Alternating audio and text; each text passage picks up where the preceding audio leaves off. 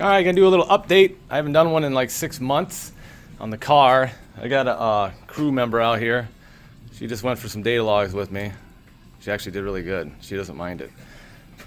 We did a little data logging out in the driveway because we're gonna take it on Sunday. So it launches at about 4.5 pounds of boost, and it'll make about 10, I'm guessing, because that's kind of where it flatlines, even though we're doing a burnout the whole time. But we got to start off kind of. He likes to eat everything. We got to start off kind of low on the boost again because I changed a lot. So it's got a different intake now. It's got that BTR equalizer instead of the Trailblazer SS, hoping that it was going to make a little more power on the top end. Higher RPMs, keep it alive a little longer. And I put bigger fuel injectors in it. It's got some VS Racing Flow Match 210 Bosch ones in there.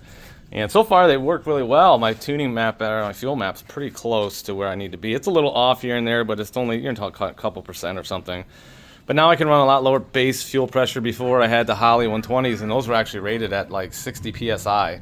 So I was trying to run more and more fuel pressure to try and get the injectors to go a little longer, and it was just killing my fuel pump. So hopefully I can just leave the fuel pumps I have in it for now, the two of them in the back, and the 450s, and with these injectors, I can run a lot lower base. The base set at about 43 right now. So, what else did I do to this thing? This is not the LC9 that I was supposed to run. That LC9 right there.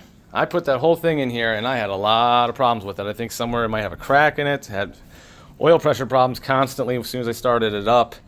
And I even took it back out, took it all apart. I put new bearings in it because I found that the bearings that were in there were not right. They said standard on them, but there was huge gaps in there, like 5 thou on the main. So I changed all that back to the LQ4 that we were running for the last 2 years. So it's still a Gen 3 bottom end LS, which I'm not very happy about, but it does have higher compression now because I put 243 heads on it that came off the LC9. So hopefully that'll make it a little easier to make boost since it'll have more compression.